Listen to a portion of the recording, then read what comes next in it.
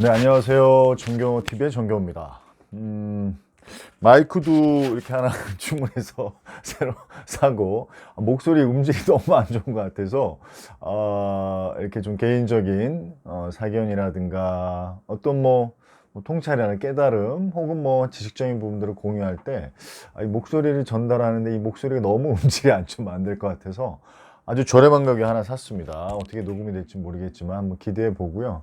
오늘 그 주제는 노후 준비에 대한, 금융과 관련된 노후 준비에 대한 부분을 말씀드릴까 하는데, 이게 좀 구동이 좀 오래 걸리는데 오늘따라 제가 뭐 은행을 빼놓고 증권과 이제 보험사에서 이제 근무를 했었잖아요. 가장 길었던 건 사실 보험사고, 증권사는 네, 뭐 그렇게 길지는 않았습니다. 한 1년 조금 안 됐던 게, 은행은 들어갈 기회가 있었는데 아무래도 은행은 여러 가지 이제 그때 당시에 뭐 하여튼 뭐 조건이나 이런 거에 안 맞아서 결국 입사를 하지 않게 됐는데, 노후 준비를 할 때 기본적으로 딱 두 가지를 잊지 않으셨으면 좋겠습니다. 첫째는 뭐냐면, 금융 설계를 통해서 무언가 노후 준비를 한다?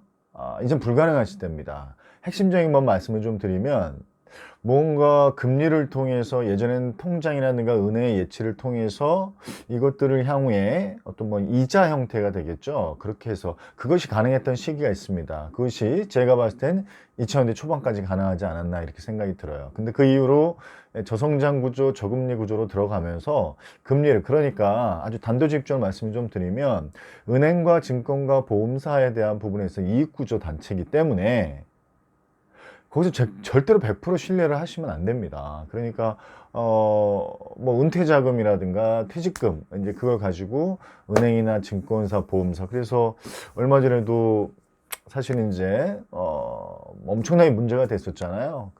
이제 투자를 했는데 거기에 90% 이상 이제 손실이 났던 DLF 상품이었죠.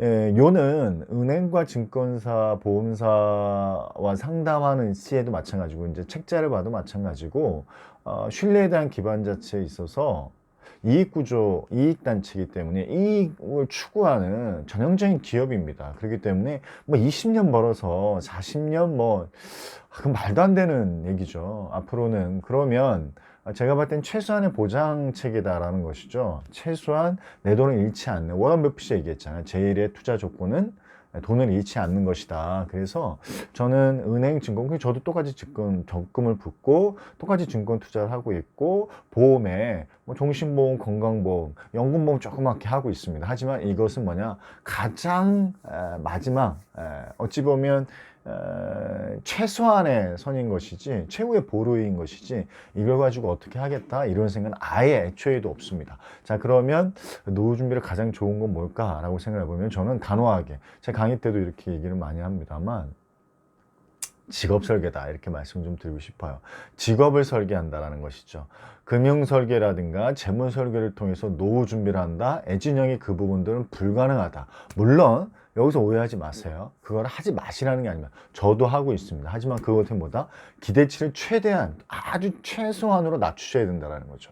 자, 그러면 뭐 솔직히 고백을 하면 제가 부동산, 주식, 저는 굉장히 많이 실패를 했던 사람입니다. 그래서 저도 다시 노후 준비를 해야 되고요. 앞으로 해나갈 대할 부분. 그래서 저는 첫 번째는 뭐냐면, 배움을 멈추지 않는 거죠. 아는 자는 배우는 자를 이길 수가 없습니다.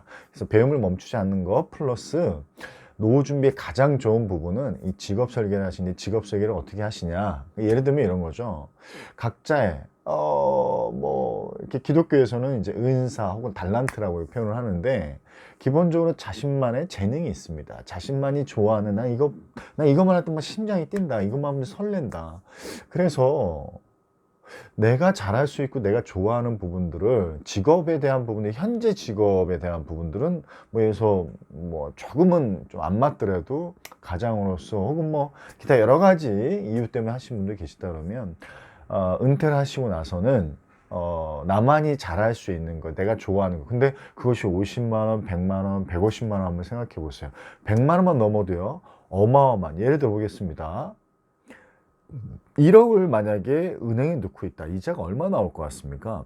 여러 가지 이자 소득 떼고 나면, 글쎄요, 10만 원 나오기 쉽지 않을걸요. 그러면 6, 7만 원이다 이렇게 본다라고 하면 제가 봤을 때 적어도 10억을 두셔야, 은행에 두셔야 100만 원 정도, 한 8, 90만 원 정도 나올까? 그럼 뭐냐, 내 몸값은 이제 10억이 되는 거죠.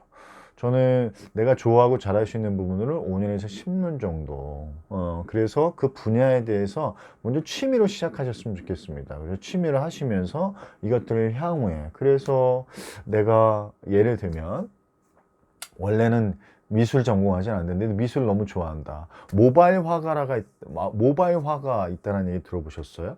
인터넷. 그러니까 내가 직접 어떤 그림을 그리는 게 아니라 모바일, 인터넷에서 어플리케이션을 활용해서 그림을 그리는 굉장한 그것도 방법이 되겠죠. 유튜브에 대한 부분도 사실 저는 기대치를 많이 내려놨습니다. 물론 수익이 되면 됐고 수익이 되면 되게 좋겠지만 그것들에 대해서 많은 부분을 내려놓고 그냥 제가 할 수 있는 부분의 지식적인 부분들을 나누고 공유하고, 더 중요한 건 내가 이것들을 통해서 배워 나가겠다. 다양한 지식들을 다시 한번 말하는 게 최고의 배움은 가르침이라는 얘기가 있습니다. 그래서 저는 그런 맥락에서 노후 준비, 그래서 은행, 증권, 보험을 하실 때 특히나 증권사에 대한 부분도 만약에 투자를 하시겠다면 상위, 그러니까 30개 기업 혹은 10대 기업 이렇게 나눠서 그 안에서 벗어나지 않는 거죠. 그러면 적어도 회복은 됩니다. 제가 봤을 때 완벽하게 바닥을 친다 하더라도 그 부분이, 시간적인 부분이 어떤 이제 소모가 되면 반드시 원상태로 유지하려고 하는 관성의 법칙이 발휘가 되는 것이죠.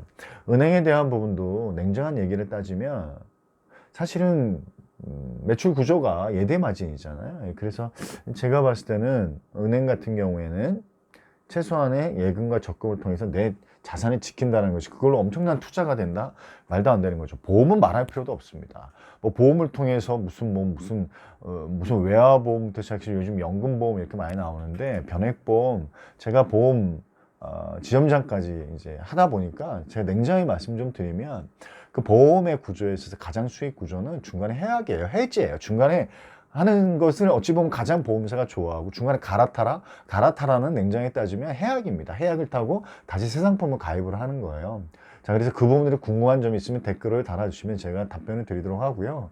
결국 보험은 뭐냐? 보장이에요, 보장. 이건 투자가 될 수 없어요. 근데 그거를 가지고 투자인 양 생각하고 가입하시는 분들이 꽤 많다는 겁니다. 자, 그러면 가장 좋은 방법은 뭐다? 가는 거 길게 가입하시는 거죠. 가장 최소의 보험료로 가장 최대로 길게 가입을 하시면 대신 중간에 멈추지 않는 거죠. 계속해서 가입을 유지한다. 그러면 증권사도 마찬가지겠죠. 펀드에 대한 부분도 사실은 증권사에서 펀드 잘못됐다고 해서 증권사가 손해배상하는 것 같습니까? 증권사에 손해가 있어요? 없어요. 다 서민들이죠. 은행에서 마지막 이번만 말씀드리고 이제 마무리 짓겠습니다. 은행에서도 저축은행과 은행을 구분하셔야죠. 저축은행은 은행이 어찌 보면 금고라고 볼 수 있겠죠.